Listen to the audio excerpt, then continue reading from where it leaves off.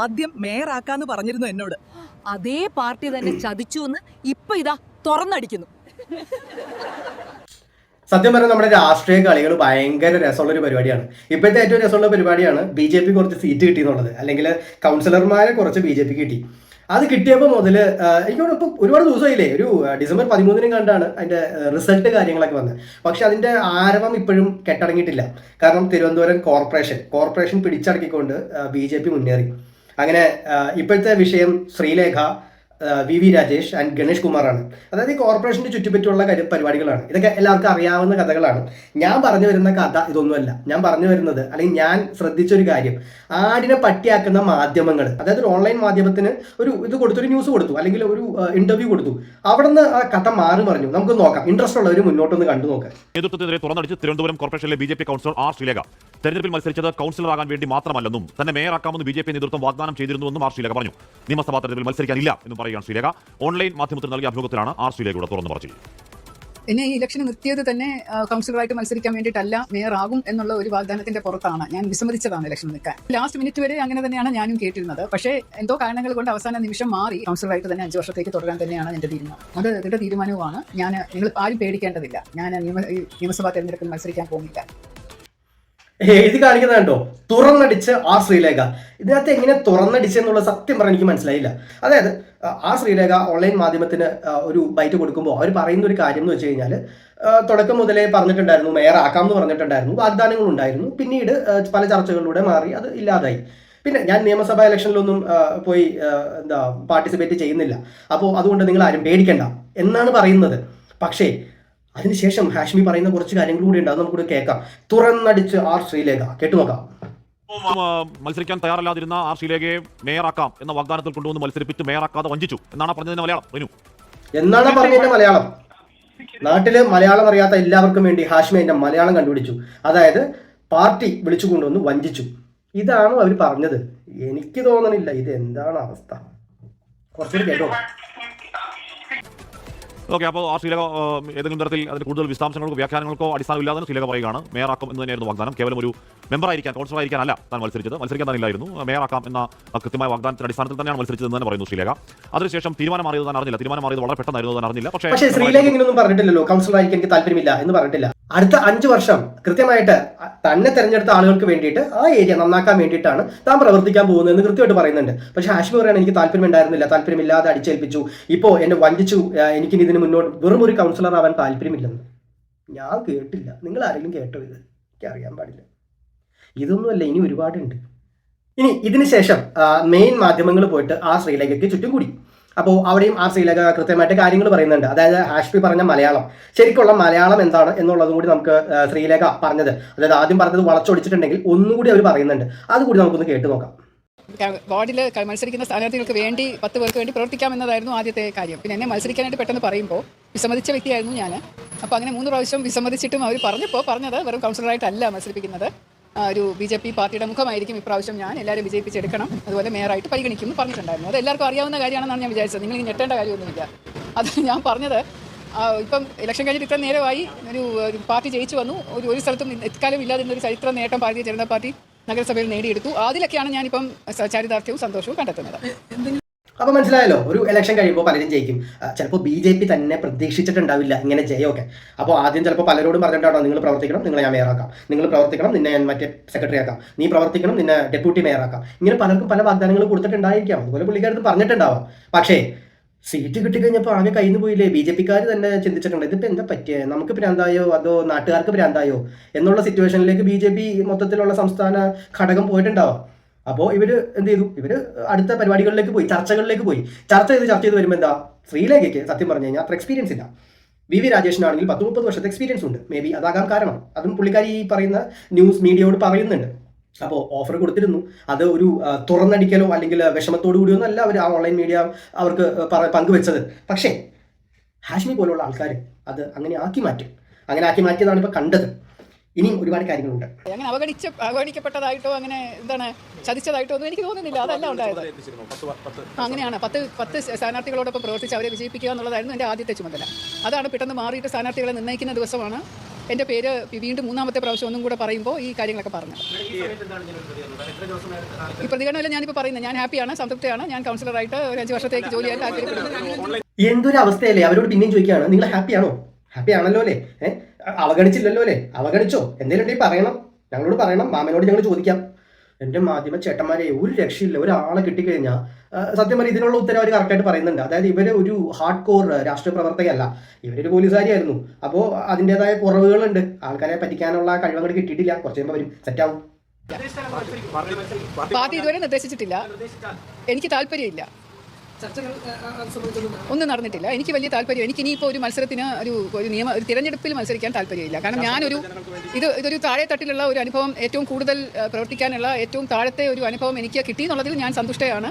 ഇവിടുന്ന് തുടങ്ങി എന്നുള്ളതിൽ ഞാൻ ഹാപ്പിയാണ്. ഇനിയിപ്പോൾ ഈ ശാസ്തമംഗലം വാർഡ് ഞാനൊരു മെച്ചപ്പെട്ട വാർഡാക്കി മാറ്റിയെടുക്കട്ടെ 5 വർഷം കൊണ്ട്.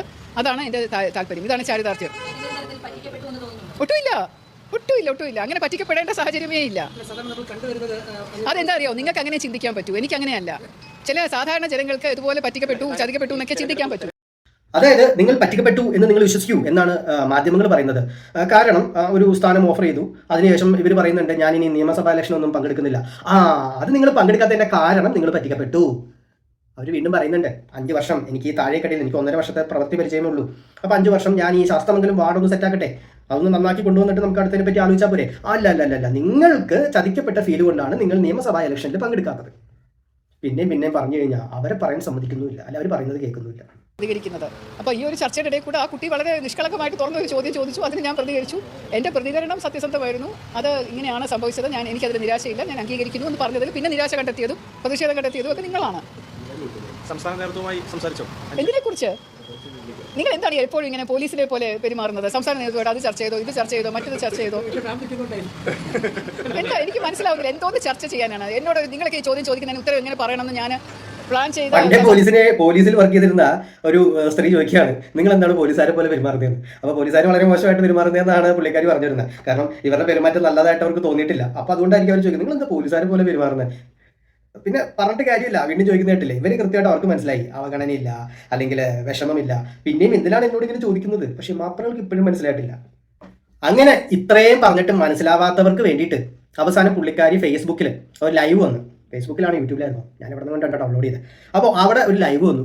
അതായത് എനിക്ക് യാതൊരു പ്രശ്നമില്ല മക്കളെ, ഞാനൊരു കഥ പറഞ്ഞ് നിങ്ങളെ മനസ്സിലാക്കി തരാം എന്നുള്ള രീതിയിൽ പുള്ളിക്കാരി ഒരു ലൈവ് ഇട്ടു. അതുകൂടി നമുക്കൊന്ന് കേൾക്കാം. 10ലും 12ലും പഠിക്കുന്ന തന്റെ പുത്രന്മാരെ വിളിച്ച് പിതാവ് പറയുന്നു, നിങ്ങൾ ഡിസ്റ്റിങ്ഷനോട് കൂടി പരീക്ഷ പാസ്സായാൽ ഞാനൊരു മൊബൈൽ ഫോൺ സമ്മാനം തരാമെന്ന്. രണ്ടുപേരും ഡിസ്റ്റിങ്ഷനോട് കൂടി പരീക്ഷ പാസ്സായി. ഇതിനകത്ത് 2 മക്കളാരാന്ന് നിങ്ങൾക്ക് മനസ്സിലായോ? ഈ പറഞ്ഞ പിതാവ് എന്ന് പറഞ്ഞാൽ BJP ആണ്, സംസ്ഥാന ഘടകം. ഇനി 2 മക്കളിൽ ഒരു മകള്, 2 മക്കളിൽ ഒരാളാണ്, ഒരാൾ പെൺകുട്ടിയാണ്, 2 ആൺകുട്ടികളല്ല. ഒരു മകളുടെ പേര് ശ്രീലേഖ, രണ്ടാമത്തെ മകന്റെ പേര് രാജേഷ്. മൂത്ത ആള് രാജേഷ്, രണ്ടാമത്തെ ആള് ശ്രീലേഖ. മറക്കല്ലേ. ഒരു ഫോൺ മാത്രം വാങ്ങാൻ പ്രാപ്തിയുള്ള പിതാവ് അവരെ വിളിച്ച് ചോദിക്കുന്നു, നിങ്ങൾ തന്നെ പറഞ്ഞാൽ ഇത് ആർക്ക് കൊടുക്കണമെന്ന്. ഉചിതമായ തീരുമാനം അച്ഛൻ എടുക്കൂ എന്ന് പറഞ്ഞ് 2 പേരും അച്ഛൻ വിടുന്നു. ഏറ്റവും കൂടുതൽ നന്നായി ഇത് ഉപയോഗിക്കുക മൂത്ത പുത്രനായിരിക്കും. അവന് കുറച്ചും കൂടെ ഒരു പക്വതയുണ്ട് ഇത് ഉപയോഗിക്കാൻ എന്ന് മനസ്സിലാക്കി അത് മൂത്ത പുത്രന് കൊടുക്കുന്നു. ഇളയ പുത്രൻ അത് അംഗീകരിക്കുന്നു. എല്ലാവരും ഹാപ്പി ആയില്ലേ? അടുത്ത വീട്ടിലെ ഒരു കുത്തിത്തിരിപ്പുകാരൻ വികൃത ബുദ്ധി നിരന്തരം ഇളയ മകനോട് പറഞ്ഞുകൊണ്ടിരിക്കുന്നു, എന്തൊരു ചതിയാണ് ഇടായത്, എന്നാലും ഇങ്ങനെ ചെയ്യാവൂ, നിന്റെ അച്ഛൻ എനിക്ക് സത്യം ചെയ്തതല്ലേ, അത് നീ വാങ്ങിച്ചെടുക്കട്ടെ, വഴക്കിട്ട് ഫൈറ്റ് ചെയ്ത് അത് വാങ്ങിച്ചെടുക്കണം, അല്ലെങ്കിൽ നീ എന്തിനാ ജീവിച്ചിരിക്കുന്നത്, പോയി ചത്തൂടെ, ഓടിപ്പൊക്കൂടെ, ഇതുപോലുള്ള ഒരു കുടുംബത്തിൽ നീ എന്തിനാ തുടരുന്നത്? അവനോട് മാത്രമല്ല ഇതിന്റെ ഫുള്ള് കിട്ടാൻ പോയി കഴിഞ്ഞാൽ കുറെ സമയം എടുക്കും. സംഭവം വേറെ ഒന്നല്ല, ഈ കുത്തിത്തിരിപ്പുകാരാണ് ഈ മാധ്യമ പ്രവർത്തകർ അല്ലെ. അപ്പോ പറഞ്ഞിട്ട് കാര്യമില്ല, കാരണം ഇതിന്റെ അപ്പുറമാണ് അടുത്ത ചേച്ചി പറയുന്നത്. അടുത്ത ചേച്ചിയുടെ ഒരു വീഡിയോ കൂടെ ലഭിച്ചു തരാം. ശ്രീലേഖ കേരളത്തിലെ ആദ്യത്തെ വനിതാ IPS ഉദ്യോഗസ്ഥയാണ്. സംസ്ഥാനത്തെ ആദ്യത്തെ വനിതാ DGP.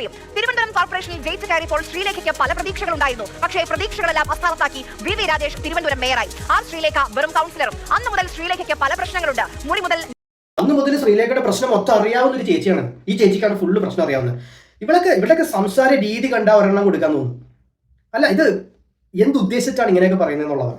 നെയിം പ്ലേറ്റ് വരെ ആദ്യം VK പ്രശാന്തിന്റെ മുറി ആവശ്യപ്പെട്ടു. പിന്നെ VK പ്രശാന്തിന്റെ MLA ബോർഡിന് മുകളിൽ സ്വന്തം ബോർഡ് സ്ഥാപിച്ചു. എന്നിട്ടും അരിശം തീർന്നില്ല. ഇന്നെല്ലാം മാധ്യമങ്ങളോട് തുറന്നങ്ങ് പറഞ്ഞു.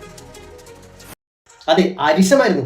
അരിശം കൊണ്ട് പറഞ്ഞതാണ് കേട്ടോ. അതായത് BJP-ക്കാരോടുള്ള അരിശം കൊണ്ട് ജയിച്ചു, അരിശം കൊണ്ട് ബോർഡ് വെച്ചു, അരിശം കൊണ്ട് മറ്റേ ചവിട്ടി പുറത്താക്കി. ഓക്കെ, പുള്ളിക്കാരിക്ക് റൂം വേണമെന്നൊക്കെ പറഞ്ഞു, ബോർഡ് വെച്ചു, ഒരു ബോർഡിന്റെ മുകളിൽ ബോർഡ് വെച്ചത് എല്ലാം അരിശം കൊണ്ടാണ്. അതിനുശേഷം അരിശം കൊണ്ട് സത്യം തുറന്നു പറഞ്ഞു. അതായത് എന്താ കേട്ടോ. കോർപ്പറേഷൻ ഇലക്ഷന് നിൽക്കാൻ വിസമ്മതിച്ചപ്പോൾ നിൽക്കാനായിട്ട് എന്നെ പ്രേരിപ്പിച്ച ഒരു ഘടകം എന്ന് പറയുന്നത് മേയറാക്കാം എന്നുള്ള ഒരു ഉറപ്പുണ്ടായിരുന്നു. അത് അങ്ങനെയൊക്കെ വെറും കൗൺസിലറായിട്ടല്ല നിർത്തുന്നത്, മേയർ സ്ഥാനാർത്ഥിയായിട്ടാണ് നിർത്തുന്നത് എന്ന് പറഞ്ഞിരുന്നത് കൊണ്ടാണ് ഞാൻ നിൽക്കാൻ തന്നെ തയ്യാറായത്. വാർഡിലെ കൗൺസിലർ സ്ഥാനാർത്ഥികൾക്ക് വേണ്ടി പ്രവർത്തിക്കാനായിരുന്നു ഞാൻ ആഗ്രഹിച്ചിരുന്നത്. 10 വാർഡുകളുടെ കൗൺസിലർ സ്ഥാനാർത്ഥികളോടൊപ്പം പ്രവർത്തിച്ച് അവരെ വിജയിപ്പിക്കുക എന്നുള്ളതായിരുന്നു എനിക്ക് തന്നിരുന്ന ആദ്യത്തെ ദൗത്യം. പെട്ടെന്നാണ് അത് മത്സരിക്കണം എന്നുള്ളൊരു രീതിയിലോട്ട് വന്നപ്പോൾ എനിക്ക് താല്പര്യമില്ലായിരുന്നു. ആ കേട്ടത് ശ്രീലേഖ പറഞ്ഞത് ഇന്ന് രാവിലെ 11 മണിക്കാണ്. ആ പറഞ്ഞത് നിങ്ങളും കേട്ടല്ലോ. ശ്രീലേഖയ്ക്ക് അതൃപ്തി എന്നല്ലാതെ മറ്റെന്ത് തലക്കെട്ടാണ് ആ വാർത്തയ്ക്ക് മാധ്യമങ്ങൾ കൊടുക്കേണ്ടത്? അതൃപ്തി എന്ന തലക്കെട്ടല്ലാതെ എന്ത് കൊടുക്കും? പക്ഷെ കൊടുത്തത് തുറന്നടിച്ചു ശ്രീലേഖ, ആഞ്ഞടിച്ചു ശ്രീലേഖ. എന്നിട്ട് പറയണ അതൃപ്തി എന്നല്ലേ ഞങ്ങൾ പറഞ്ഞുള്ളൂ, വേറെ ഞങ്ങളൊന്നും പറഞ്ഞില്ലല്ലോ. എന്ത് പറയാൻ ഇതിൽ കൂടുതൽ? ഇതൊന്നുമല്ല. ഇനി വി രാജേഷിനെ പഠിപ്പിക്കുന്ന സീനുകളുണ്ട്, കാണിച്ചു തരാം. അപ്പോൾ ഞങ്ങൾ രാവിലെ മുതൽ ഫീൽഡിലായിരുന്നു. ഞാനിപ്പോൾ എൻ്റെ മുൻ വാർഡ് പൂജപ്പുര വാർഡിലായിരുന്നു. അപ്പോൾ അക്കാര്യങ്ങൾ ശ്രദ്ധയിൽപ്പെട്ടില്ല. അങ്ങനെയുള്ള കാര്യത്തിൽ ഞാനിപ്പോൾ എങ്ങനെയാണ് അഭിപ്രായം പറയുന്നത്? രാജേഷിന്റെ ശ്രദ്ധയിൽപ്പെടാത്ത ആദ്യത്തെ കാര്യമല്ല കേട്ടോ ഇത്. വെള്ളാപ്പള്ളിയുടെ തീവ്രവാദി പരാമർശം അതും രാജേഷിന്റെ ശ്രദ്ധയിൽപ്പെട്ടിരുന്നില്ല. ആ വാർത്ത എൻ്റെ ശ്രദ്ധയിൽപ്പെട്ടില്ല. വാർത്ത ശ്രദ്ധയിൽപ്പെട്ടില്ല. ഇവിടെ വന്നപ്പോൾ ചില ആൾക്കാർ അതെ, Rajesh full time Facebook YouTube ഒക്കെ നോക്കി ഇങ്ങനെ നടക്കണം. പുള്ളിക്കാർക്ക് വേറെ പണിയുണ്ട് മക്കളെ. നിങ്ങൾ മാധ്യമക്കാർക്ക് ഇതൊക്കെ നോക്കിക്കൊണ്ടിരിക്കാം, ലേറ്റസ്റ്റ് എന്ത് കിട്ടും എന്ന്. പക്ഷെ പുള്ളിക്ക് വേറെ തൊഴിലുണ്ടാവും. ഞാൻ തന്നെ ഒരു കണ്ടന്റ് കിട്ടാനായിട്ട് ഇത്രയും നോക്കണം, എത്ര നേരം ഇരുന്നിട്ടാ ഈ ഇതൊക്കെ കണ്ടുപിടിക്കണം. അപ്പൊ പിന്നെ രാജേഷ് വല്ലപ്പോഴും മൊബൈലിൽ നോക്കണ ആള് ഇത് കണ്ടില്ലെങ്കിൽ കണ്ടിട്ടുണ്ടാവില്ല. എല്ലാവരും ഫുൾ ടൈം മൊബൈലിൽ പെറ്റി കിടക്കണമെന്നുണ്ടോ? ഇല്ല. പറഞ്ഞു കേട്ടതാണ് വാർത്തേൻ്റെ ശ്രദ്ധ. അല്ല, വാർത്തേൻ്റെ ശ്രദ്ധയിൽപ്പെട്ടിട്ടില്ല. അങ്ങനെയൊക്കെ വിളിക്കുന്ന സ്റ്റേജുള്ള ആളല്ല. അദ്ദേഹം പറയുന്ന കാര്യങ്ങളൊക്കെ തന്നെ അദ്ദേഹത്തിന്റെ ജീവിതാനുഭവങ്ങളൊക്കെ തന്നെ പറയുന്ന കാര്യങ്ങളാണ്. ഞാൻ വാർത്തേൻ്റെ ശ്രദ്ധയിൽപ്പെട്ടില്ല. അതുകൊണ്ട് അതിനെക്കുറിച്ച് നിങ്ങൾ ചോദിച്ചു വെള്ളാപ്പള്ളിയെ കണ്ട ശേഷമാണ് വി രാജേഷിന്റെ ആ പ്രതികരണം കേട്ടോ. കുറച്ചുകൂടി ശ്രദ്ധിക്കേണ്ടിയിരിക്കുന്നു തിരുവനന്തപുരം മേയർ. ഓളാണല്ലോ കോടതി.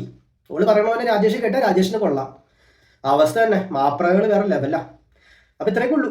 നിങ്ങൾ തന്നെ തീരുമാനിക്കുക ഇവനൊക്കെ എന്താണ്. നമ്മൾ ഒരു ദിവസം നമ്മൾ കാണുന്ന വാർത്തകൾ നമ്മളിലേക്ക് എത്തുമ്പോൾ നമ്മൾ ചിലപ്പോൾ ആ ഒരു വിഷയത്തിന്റെ ഒരു വാർത്തയായിരിക്കും കാണുക. ദേശാഭിമാനിയിലുള്ള സാധനമായിരിക്കില്ല, നമ്മുടെ മാതൃഭൂമിയിലുള്ളതായിരിക്കില്ല, മനോരമയിൽ 24 ന്യൂസിൽ ഉണ്ടാകുന്നത് ഇതൊന്നും ആയിരിക്കില്ല. അപ്പോൾ നമ്മൾ കാണുന്ന വാർത്തകൾ പലതും പലതാണ്. ഇതിപ്പോൾ എന്ത് വിശ്വസിക്കും, എങ്ങനെ വിശ്വസിക്കും? നിങ്ങൾ തന്നെ തീരുമാനം എടുക്കുക.